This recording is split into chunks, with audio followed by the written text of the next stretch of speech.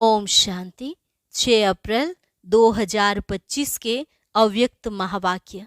पहले एक नज़र मुरली के मुख्य पॉइंट्स पर। बाप दादा ने कहा, सदा रूहानी फखुर में रहने वाले आप बेफिक्र बादशाह हो। द्वापर से लेकर बादशाह तो बहुत बने हैं, लेकिन डबल ताजधारी कोई नहीं बना। बेफिक्र बादशाह स्वराज्य अधिकारी भी कोई नहीं बना। फिर बाबा ने बेफिक्र की निशानी सुनाते हुए कहा, वह सदा स्वयं भी संतुष्ट और दूसरों को भी संतुष्ट करने वाले होते हैं। तो चेक करो, सदा सर्व प्राप्ति स्वरूप संतुष्ट बने हो, क्योंकि संतुष्टता ही ब्राह्मण जीवन का श्रेष्ठ श्रृंगार है। बेफिक्र बनने के लिए सबसे सहज विधि है, सिर्फ मेरे को तेरे में परिवर्तन करो। मेरा मेरा कहना अर्थात दास बनना, उदास बनना। उदासी अर्थात माया के दासी बनने वाले। बाबा ने कहा, समय की रफ्तार देखो और फिर स्वयं की रफ्तार भी देखो। बाद में यह नहीं कहना कि हमको पता नहीं था, समय इतना तेज चला गया। अभी के बहुत काल का अभ्यास ही अंत में सहयोगी बनेगा। तो अभी उड़ने की रफ्तार चाहिए। उमंग, उत्साह व हिम्मत के पंख तो सबको मिले हैं और बाप का वरदान भी मिला है। लास्ट में बाबा ने कहा, वर्तमान समय आप बच्चे जो कुछ प्राप्त करना चाहो, जो वरदान लेना चाहो या जितना अपने को श्रेष्ठ बनाना चाहो, उतना बना सकते हो। याद रखना, अभी नहीं तो कभी नहीं। समय और संकल्प आप ब्राह्मणों का बहुत श्रेष्ठ खजाना है, इनको कभी व्यर्थ नहीं गवाना। सबसे सहज पुरुषार्थ है, दुआएं दो और दुआएं लो। सबको सुख दो, सुख लो। और अब सुनते हैं महावाक्यों को विस्तार से। मुरली का सार। बाप दादा की विशेष आशा, हरेक बच्चा दुआएं दे और दुआएं ले। आज बाप दादा अपने चारों ओर के बेफिक्र बादशाहों की सभा को देख रहे हैं। यह राज सभा सारे कल्प में इस समय ही है। रूहानी फखुर में रहते हो, इसलिए बेफिक्र बादशाह हो। सवेरे उठते हैं तो भी बेफिक्र, चलते फिरते कर्म करते भी बेफिक्र, और सोते हो तो भी बेफिक्र नींद में सोते हो। ऐसे अनुभव करते हो ना? बेफिक्र हैं, बने हैं वो बन रहे हैं, बन गए हैं ना? बेफिक्र और बादशाह हो। स्वराज्य अधिकारी इन कर्मेंद्रियों के ऊपर राज्य करने वाले बेफिक्र बादशाह हो, अर्थात स्वराज्य अधिकारी हो। तो ऐसी सभा आप बच्चों की ही है। कोई फिक्र है कोई फिक्र? क्योंकि अपने सारे फिक्र बाप को दे दिए हैं, तो बोझ उतर गया ना। फिक्र खत्म और बेफिक्र बादशाह बन अमूल्य जीवन अनुभव कर रहे हो। सबके सिर पर पवित्रता के लाइट का ताज स्वतः ही चमकता है। बेफिक्र के ऊपर लाइट का ताज है। अगर कोई फिक्र करते हो, कोई बोझ अपने ऊपर उठा लेते हो, तो मालूम है सिर पर क्या आ जाता है? बोझ के टोकरे आ जाते हैं। तो सोचो, ताज और टोकरे दोनों सामने लाओ, क्या अच्छा लगता? टोकरे अच्छे लगते या लाइट का ताज अच्छा लगता? बोलो, टीचर्स क्या अच्छा लगता है? ताज अच्छा लगता है ना? सभी कर्मेंद्रियों के ऊपर राज्य करने वाले बादशाह हो। पवित्रता लाइट का ताजधारी बनाती है, इसलिए आपके यादगार जड़ चित्रों में डबल ताज दिखाया है। द्वापर से लेकर बादशाह तो बहुत बने हैं, राजे तो बहुत बने हैं, लेकिन डबल ताजधारी कोई नहीं बना। बेफिक्र बादशाह स्वराज्य अधिकारी भी कोई नहीं बना, क्योंकि पवित्रता की शक्ति माया जीत, कर्मेंद्रिय जीत विजयी बना देती है। बेफिक्र बादशाह की निशानी है सदा स्वयं भी संतुष्ट और औरों को भी संतुष्ट करने वाले। कभी भी कोई अप्राप्ति है ही नहीं जो असंतुष्ट हो। जहाँ अप्राप्ति है वहाँ असंतुष्टता है, जहाँ प्राप्ति है वहाँ संतुष्टता है। ऐसे बने हो, चेक करो। सदा सर्व प्राप्ति स्वरूप संतुष्ट हैं, गायन भी हैं। अप्राप्त नहीं कोई वस्तु, देवताओं के नहीं लेकिन ब्राह्मणों के खजाने में। संतुष्टता जीवन का श्रेष्ठ श्रृंगार है, श्रेष्ठ वैल्यू है। तो संतुष्ट आत्माएं होना। बाप दादा ऐसे बेफिक्र बादशाह बच्चों को देख खुश होते हैं। वाह मेरे बेफिक्र बादशाह, वाह वाह वाह होना। हाथ उठाओ जो बेफिक्र हैं। बेफिक्र, फिक्र नहीं आता? कभी तो आता है नहीं? अच्छा है। बेफिक्र बनने की विधि बहुत सहज है, मुश्किल नहीं है। सिर्फ एक शब्द की मात्रा का थोड़ा सा अंतर है। वह शब्द है मेरे को तेरे में परिवर्तन करो। मेरा नहीं, तेरा। तो हिंदी भाषा में मेरा भी लिखो और तेरा भी लिखो, तो क्या फर्क होता है? मैं और ते का। लेकिन फर्क इतना हो जाता है। तो आप सब मेरे मेरे वाले हो या तेरे तेरे वाले हो? मेरे को तेरे में परिवर्तन कर लिया? नहीं किया हो तो कर लो। मेरा मेरा अर्थात दास बनने वाला, उदास बनने वाला। माया के दास बन जाते हैं ना, तो उदास तो होंगे ना। उदासी अर्थात माया के दासी बनने वाले। तो आप माया जीत हो, माया के दास नहीं। तो उदासी आती है? कभी कभी टेस्ट कर लेते हो, क्योंकि 63 जन्म उदास रहने का अभ्यास है ना, तो कभी कभी वह इमर्ज हो जाती है। इसलिए बाप दादा ने क्या कहा? हर एक बच्चा बेफिक्र बादशाह है। अगर अभी भी कहाँ कोने में कोई फिक्र रख दिया हो तो दे दो। अपने पास बोझ क्यों रखते हो? बोझ रखने की आदत पड़ गई है। जब बाप कहते हैं बोझ मेरे को दे दो, आप लाइट हो जाओ, डबल लाइट। डबल लाइट अच्छा या बोझ अच्छा? तो अच्छी तरह से चेक करना। अमृत वेले जब उठो तो चेक करना कि विशेष वर्तमान समय सबकॉन्शियस में भी कोई बोझ तो नहीं है। सबकॉन्शियस तो क्या, स्वप्न मात्र भी बोझ का अनुभव नहीं हो। पसंद तो डबल लाइट है ना। तो विशेष यह होमवर्क दे रहे हैं। अमृत वेले चेक करना। चेक करना तो आता है ना, लेकिन चेक के साथ सिर्फ चेक नहीं करना, चेंज भी करना। मेरे को तेरे में चेंज कर देना, मेरा तेरा। तो चेक करो और चेंज करो, क्योंकि बाप दादा बार बार सुना रहे हैं समय और स्वयं दोनों को देखो। समय की रफ्तार भी देखो और स्वयं की रफ्तार भी देखो। फिर यह नहीं कहना कि हमको तो पता ही नहीं था, समय इतना तेज चला गया। कई बच्चे समझते हैं कि अभी थोड़ा ढीला पुरुषार्थ अगर है भी तो अंत में तेज कर लेंगे, लेकिन बहुत काल का अभ्यास अंत में सहयोगी बनेगा। बादशाह बनके तो देखो। बने हैं, लेकिन कोई बने हैं कोई नहीं बने हैं। चल रहे हैं, कर रहे हैं, संपन्न हो जाएंगे। अब चलना नहीं है, करना नहीं है, उड़ना है। अभी उड़ने की रफ्तार चाहिए। पंख तो मिल गए हैं ना। उमंग, उत्साह और हिम्मत के पंख सबको मिले हैं, और बाप का वरदान भी है। याद है वरदान? हिम्मत का एक कदम आपका और 1000 कदम मदद बाप की। क्योंकि बाप का बच्चों से दिल का प्यार है, तो प्यार वाले बच्चों की बाप मेहनत नहीं देख सकते। मोहब्बत में रहो तो मेहनत समाप्त हो जाएगी। मेहनत अच्छी लगती है क्या? थक तो गए हो। 63 जन्म भटकते भटकते मेहनत करते थक गए थे, और बाप ने अपनी मोहब्बत से भटकाने के बजाय 3 तख्त के मालिक बना दिया।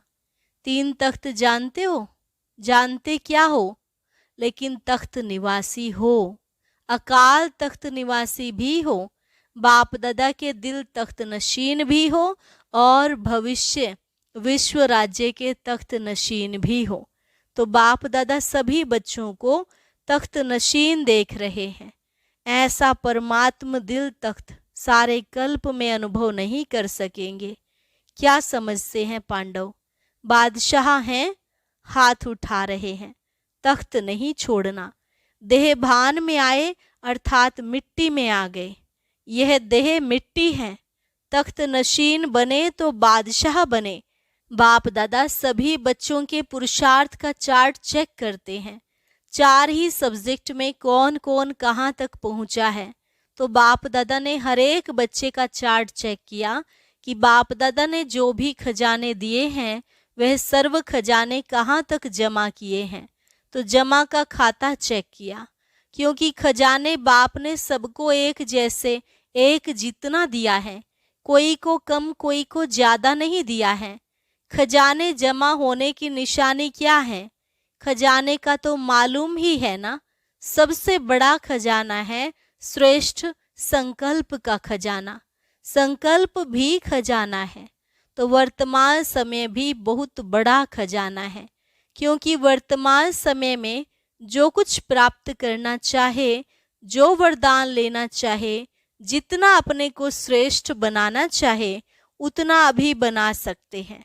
अब नहीं तो कब नहीं। जैसे संकल्प के खजाने को व्यर्थ गंवाना अर्थात अपने प्राप्तियों को गंवाना, ऐसे ही समय के 1 सेकंड को भी व्यर्थ गंवाया, सफल नहीं किया तो बहुत गंवाया। साथ में ज्ञान का खजाना, गुणों का खजाना, शक्तियों का खजाना और हर आत्मा और परमात्मा द्वारा दुआओं का खजाना।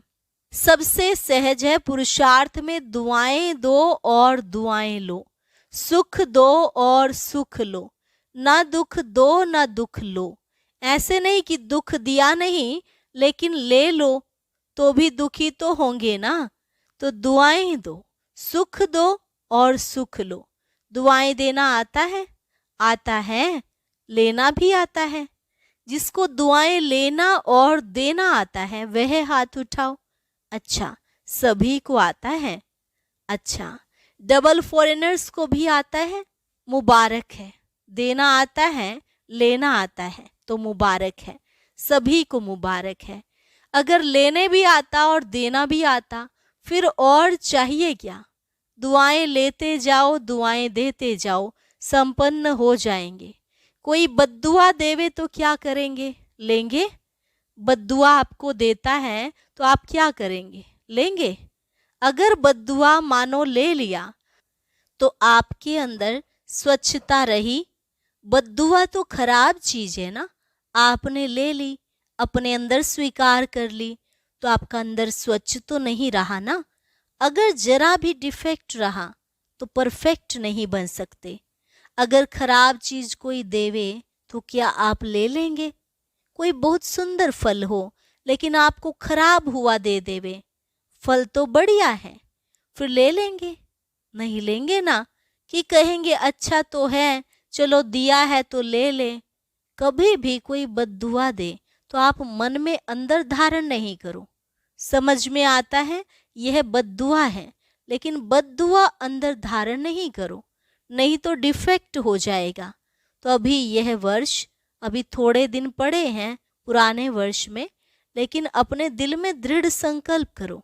अभी भी किसकी बद्दुआ मन में हो तो निकाल दो, और कल से दुआ देंगे, दुआ लेंगे। मंजूर है? पसंद है? पसंद है या करना ही है? पसंद तो है, लेकिन जो समझते हैं करना ही है, कुछ भी हो जाए लेकिन करना ही है, वह हाथ उठाओ। करना ही है। जो स्नेही सहयोगी आज आए हैं वह हाथ उठाओ। तो जो स्नेही सहयोगी आए हैं, बाप दादा उन्हों को मुबारक दे रहे हैं, क्योंकि सहयोगी तो हो, स्नेही भी हो, लेकिन आज एक और कदम उठा के बाप के घर में वो अपने घर में आए हो, तो अपने घर में आने की मुबारक है। अच्छा, जो स्नेही सहयोगी आए हैं वह भी समझते हैं कि दुआएं देंगे और लेंगे। समझते हो, हिम्मत रखते हो। जो स्नेही सहयोगी हिम्मत रखते हैं मदद मिलेगी। लंबा हाथ उठाओ। अच्छा, फिर तो आप भी संपन्न हो जाएंगे। मुबारक हो।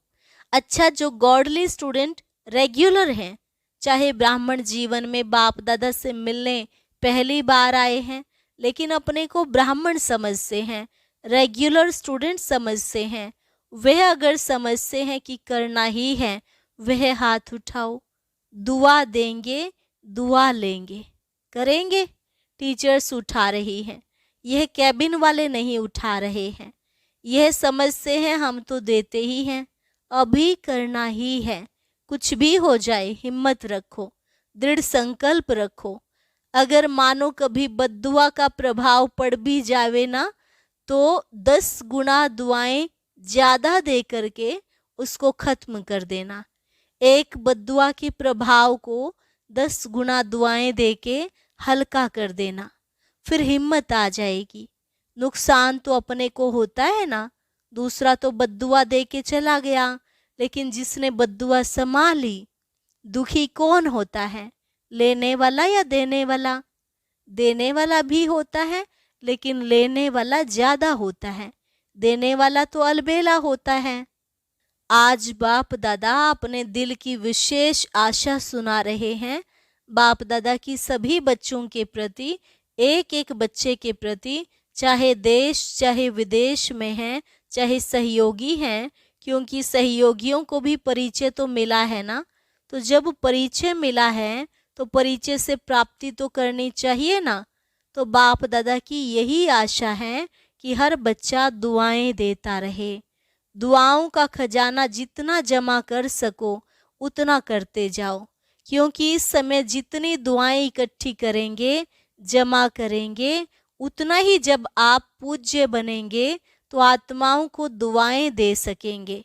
सिर्फ अभी दुआएं आपको नहीं देनी है, द्वापर से लेके भक्तों को भी दुआएं देनी है। तो इतना दुआओं का स्टॉक जमा करना है। राजा बच्चे हो ना, बाप दादा हर एक बच्चे को राजा बच्चा देखते हैं, कम नहीं। अच्छा, बाप दादा की आशा अंडरलाइन की, जिसने की वह हाथ उठाओ। कर ली? अच्छा, बाप दादा ने 6 मास का होमवर्क भी दिया है, याद है? टीचर्स को याद है। लेकिन यह दृढ़ संकल्प की रिजल्ट 1 मास की देखेंगे, क्योंकि नया वर्ष तो जल्दी शुरू होने वाला है। 6 मास का होमवर्क अपना है, यह 1 मास दृढ़ संकल्प की रिजल्ट देखेंगे। ठीक है ना टीचर्स? 1 मास ठीक है? पांडव ठीक है? अच्छा, जो पहली बार मधुबन में पहुंचे हैं वह हाथ उठाओ। बहुत अच्छा। देखो, बाप दादा को सदा नए बच्चे बहुत प्यारे लगते हैं, लेकिन नए बच्चे जैसे वृक्ष होता है ना, उसमें जो छोटे छोटे पत्ते निकलते हैं, वह चिड़ियों को बहुत प्यारे लगते हैं। ऐसे नए नए जो बच्चे हैं, तो माया को भी नए बच्चे बहुत प्यारे लगते हैं। इसलिए हर एक जो नए हैं वह हर रोज अपने नवीनता को चेक करना। आज के दिन अपने में क्या नवीनता लाई, कौन सा विशेष गुण, कौन सी शक्ति अपने में विशेष धारण की, तो चेक करते रहेंगे, स्वयं को परिपक्व करते रहेंगे, तो सेफ रहेंगे, अमर रहेंगे। तो अमर रहना, अमर पद पाना ही है। अच्छा, चारों ओर के बेफिक्र बादशाहों को, सदा रूहानी फखुर में रहने वाले श्रेष्ठ आत्माओं को, सदा प्राप्त हुए खजानों को जमा खाते में बढ़ाने वाले तीव्र पुरुषार्थी आत्माओं को, सदा एक समय में 3 प्रकार की सेवा करने वाले श्रेष्ठ सेवाधारी बच्चों को बाप दादा का याद प्यार, पदम पदम पदम गुना याद प्यार और नमस्ते। रूहानी बच्चों की रूहानी बाप दादा को नमस्ते नमस्ते, गुड मॉर्निंग, शुक्रिया बाबा शुक्रिया। वरदान, सर्व शक्तियों को ऑर्डर प्रमाण अपना सहयोगी बनाने वाले प्रकृति जीत भव।